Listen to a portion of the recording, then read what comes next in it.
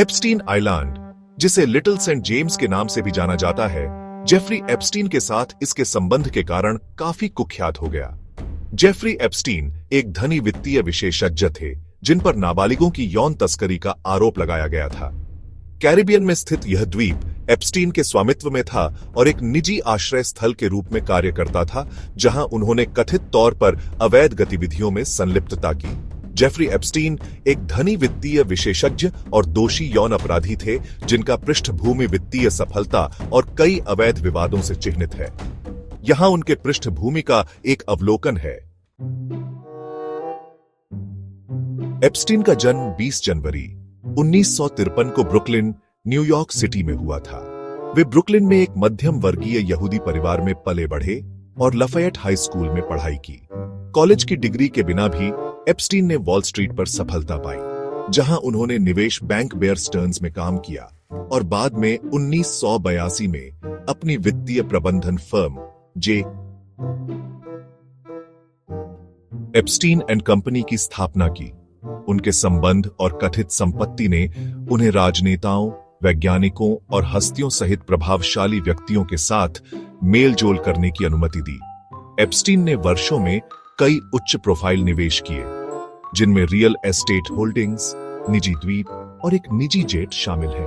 उन्होंने कथित तौर पर New York city, Florida, new Mexico, Paris और यूएस वर्जिन आइलैंड्स में संपत्तियों का स्वामित्व किया। अन्य स्थानों के अलावा एप्स्टीन के निवेश उनके धनी ग्राहकों के साथ उनके संबंधों के साथ मिलकर उनकी बढ़ती संपत्ति और प्रभाव में योगदान दिया। एप्स्टीन के वित्तीय लेन देन जांच और अटकलों का विषय रहे हैं। कुछ ने आरोप लगाया है कि उन्होंने गुप्त और संभावित अवैध गतिविधियों में संलिप्तता की, जैसे कि मनी लॉन्ड्रिंग और सिक्योरिटीज फ्रॉड। एप्स्टीन के अपारदर्शी वित्तीय प्रथाओं और उनके व्यापारिक लेन देन की पारदर्शिता की कमी ने उनकी संपत्ति के स्रोतों के बारे में संदेह को बढ़ावा दिया। उनकी संपत्ति वित्तीय कुशलता, नेटवर्किंग कौशल और नैतिक रूप से संदिग्ध प्रथाओं के संयोजन पर आधारित थी। वे द्वीप पर भव्य पार्टियों और सभाओं की मेजबानी के लिए जाने जाते थे, जो कथित तौर पर राजनीति, व्यापार और मनोरंजन सहित विभिन्न क्षेत्रों के प्रभावशाली व्यक्तियों को आकर्षित करती थीं। ये सभाएं कथित तौर पर सामाजिक घटनाओं और एप्स्टीन के अवैध गतिविधियों में संलिप्तता के अवसरों का मिश्रण थीं। एप्स्टीन ने द्वीप पर गोपनीयता और सुरक्षा बनाए रखने के लिए बड़े प्रयास किए, कथित तौर पर सुरक्षा कैमरे स्थापित किए, निजी सुरक्षा गार्डों को नियुक्त किया और बाहरी लोगों की पहुंच को प्रतिबंधित किया। द्वीप की एकांत प्रकृति ने सार्वजनिक निगरानी से दूर गतिविधियों के लिए एक सुविधाजनक पृष्ठभूमि प्रदान की। एप्स्टीन ने द्वीप के बुनियादी ढांचे के विकास में भारी निवेश किया, जिसमें कई इमारतों का निर्माण, एक निजी डॉक और अन्य सुविधाएं शामिल हैं। ये सुविधाएं कथित तौर पर मेहमानों को समायोजित करने और वहां होने वाली गतिविधियों को सुविधाजनक बनाने के लिए उपयोग की जाती थी। लेकिन कहानी यहां समाप्त नहीं होती। कई महिलाओं, जिनमें से कुछ उस समय नाबालिग थीं, ने आरोप लगाया है कि उन्हें जेफरी एप्स्टीन और अन्य लोगों द्वारा द्वीप पर यौन शोषण और तस्करी का शिकार बनाया गया था। ये गतिविधियां कथित तौर पर जबरन यौन संबंध और कमजोर व्यक्तियों के शोषण में शामिल थीं। आरोप लगाए गए हैं कि एप्स्टीन के सहयोगी, जिनमें कर्मचारी और अन्य लोग शामिल हैं, जिन्होंने द्वीप का दौरा किया, उनके अवैध गतिविधियों को सुविधाजनक बनाने में सहायक थे। कुछ व्यक्तियों पर पीड़ितों की भर्ती, परिवहन और शोषण में सहायता करने का आरोप लगाया गया है। एप्स्टीन आइलैंड की वास्तविकता विवाद और अटकलों से घिरी हुई है, जो वहां कथित तौर पर हुई नाबालिगों के यौन शोषण और तस्करी के आरोपों से प्रेरित है। एप्स्टीन की गतिविधियों की जांच, जिसमें द्वीप पर होने वाली गतिविधियां भी शामिल हैं, ने उनके संचालन की सीमा और उनसे जुड़े शक्तिशाली व्यक्तियों के बारे में परेशान करने वाले विवरणों का खुलासा किया है।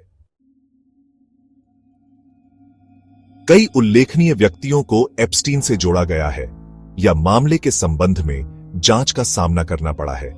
यहां कुछ हैं: Prince Andrew, Duke of York. Prince Andrew queen Elizabeth द्वितीय के दूसरे पुत्र ने यौन दुराचार और जेफरी एप्स्टीन के साथ संबंध के आरोपों का सामना किया है। एप्स्टीन के एक आरोपकर्ता वर्जीनिया ज्यूफ्रे ने दावा किया है कि जब वह नाबालिग थी तो उसे प्रिंस एंड्रयू के साथ यौन संबंध बनाने के लिए मजबूर किया गया था, एक आरोप जिसे उन्होंने जोरदार तरीके से नकारा है। हालांकि उनके संबंधों के विवाद ने 2019 में प्रिंस एंड्रयू को सार्वजनिक कर्तव्यों से पीछे हटने के लिए मजबूर कर दिया। बिल क्लिंटन, पूर्व राष्ट्रपति बिल क्लिंटन का एप्स्टीन के साथ एक अच्छी तरह से प्रलेखित दोस्ती थी और उन्होंने कई बार उनके निजी जेट, जिसे लोलिटा एक्सप्रेस कहा जाता है, पर उड़ान भरी, जबकि क्लिंटन ने एप्स्टीन के निवासों का दौरा करने की बात स्वीकार की है, जिसमें उनका निजी द्वीप भी शामिल है। उन्होंने एप्स्टीन की अवैध गतिविधियों में किसी भी संलिप्तता से इनकार किया है। डोनाल्ड ट्रंप, पूर्व राष्ट्रपति डोनाल्ड ट्रंप का भी एप्स्टीन के साथ एक संबंध था, हालांकि उनके बातचीत की सीमा बहस का विषय है। ट्रंप ने दावा किया है कि उन्होंने एप्स्टीन को सामाजिक रूप से जाना था, लेकिन 2008 में एप्स्टीन की सजा के बाद उनसे दूरी बना ली। कोई सबूत नहीं है जो यह सुझाव दे कि ट्रंप एप्स्टीन की आपराधिक गतिविधियों में शामिल थे। एलन डर्शोविट्ज, एक प्रमुख वकील और कानूनी विद्वान, एलन डर्शोविट्ज पर वर्जीनिया जुफ्रे द्वारा आरोप लगाया गया है कि जब वह नाबालिग थी और एप्स्टीन द्वारा तस्करी की जा रही थी, तब उन्होंने उसके साथ यौन संबंध बनाए। डर्शोविट्ज ने इन आरोपों को जोरदार तरीके से नकारा है और अपने आरोपियों के खिलाफ मुकदमे दायर किए हैं। घिस्लीन मैक्सवेल, एप्स्टीन की लंबे समय से सहयोगी, घिस्लीन मैक्सवेल पर उनके यौन तस्करी ऑपरेशन में एक केंद्रीय भूमिका निभाने का आरोप लगाया गया है। कथित तौर पर एप्स्टीन और उनके सहयोगियों के लिए नाबालिग लड़कियों की भर्ती और तैयार करने का आरोप है। मैक्सवेल को यौन तस्करी से संबंधित कई आरोपों का सामना करना पड़ रहा है और वह मुकदमे का इंतजार कर रही है। 2008 में एप्स्टीन पर फ्लोरिडा में नाबालिग लड़कियों के लिए यौन तस्करी और याचना के कई आरोप लगाए गए थे।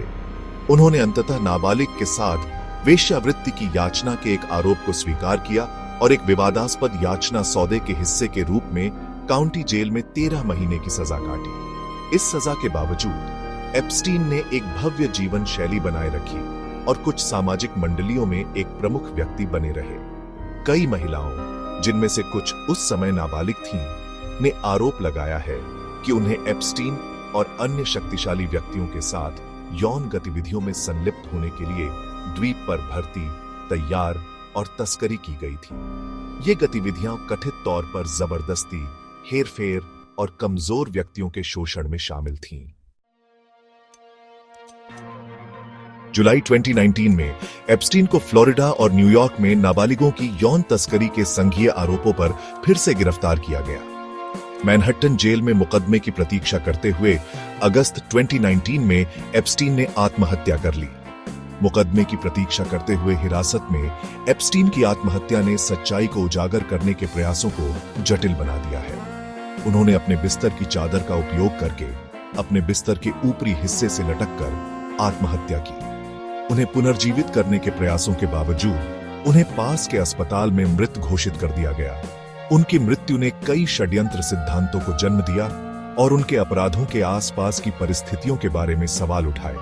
कुछ सिद्धांतों का सुझाव है कि एप्स्टीन की मृत्यु आत्महत्या नहीं थी, बल्कि उन्हें चुप कराने और उनके कथित अपराधों में शामिल अन्य लोगों की रक्षा के लिए एक हत्या थी।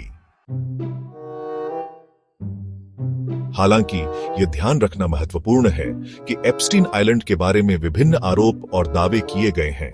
वहां वास्तव में क्या हुआ, इसका पूरा विवरण कभी भी पूरी तरह से ज्ञात नहीं हो सकता है।